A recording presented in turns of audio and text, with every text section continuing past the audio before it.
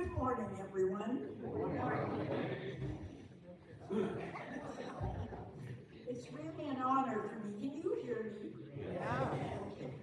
It is truly an honor for me to speak to you today of all days about my father-in-law, Rufus Rockhead, a man whose life, vision, and courage left a lasting mark on Montreal and on so many people who have come to know his story.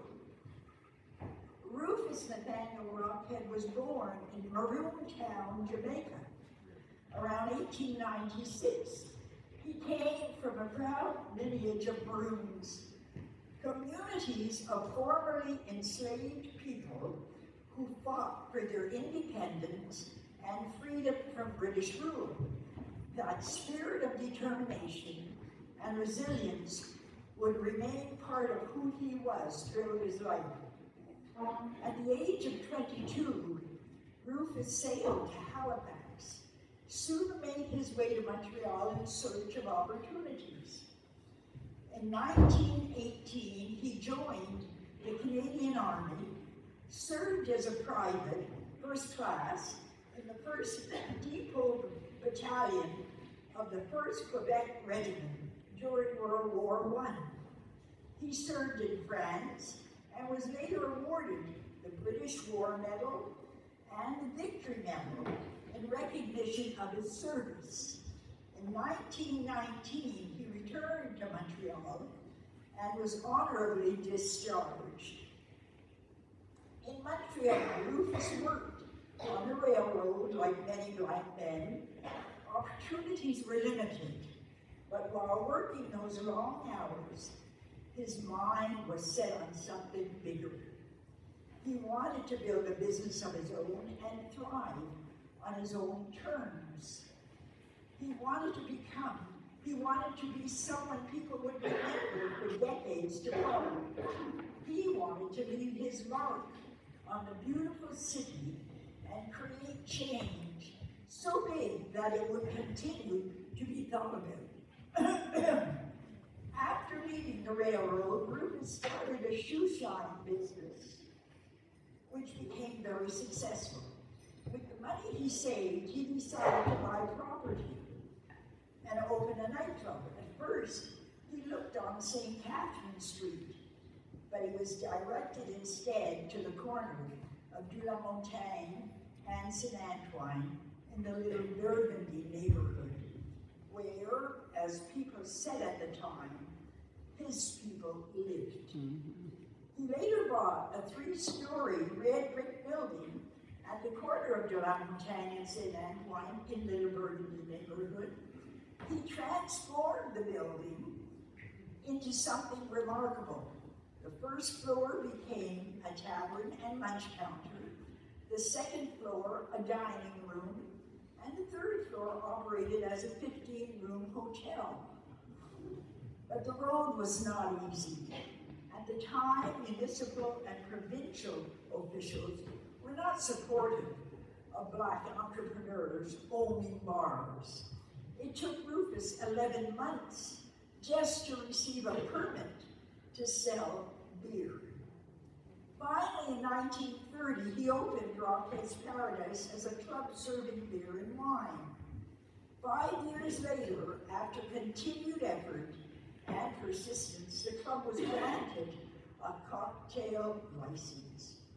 With Prohibition still in the United States, American tourists and jazz musicians flocked to Montreal, and the city soon became known as the nightclub capital of Canada.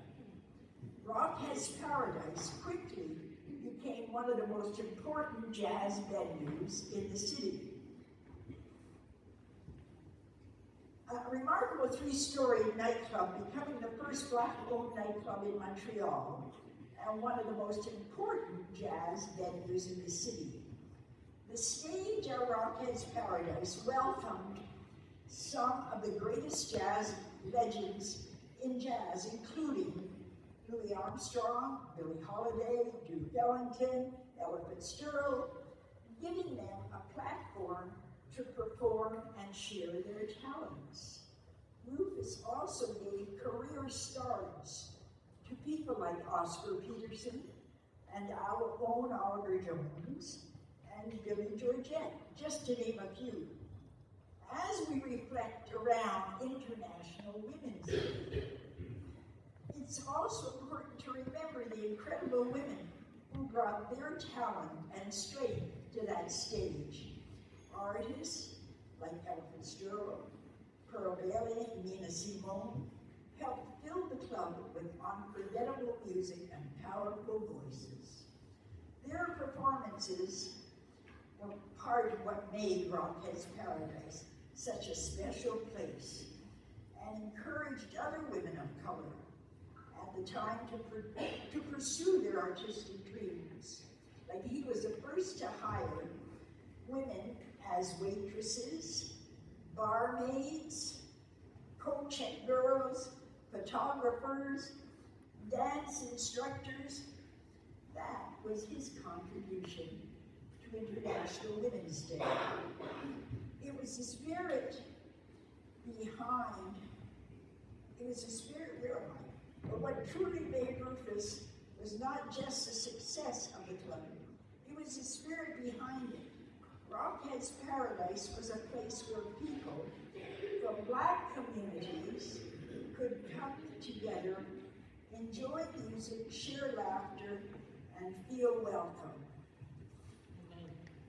To our family, Rufus was more than just a historical figure. He was a father, a grandfather, and a man whose determination showed us what is possible when you believe in your vision. Rufus Rockhead opened doors, not only for music, but for people. And today, we remember him with pride, gratitude, and deep respect. Thank you for taking the time to reflect on Rufus's contribution and the legacy he left behind.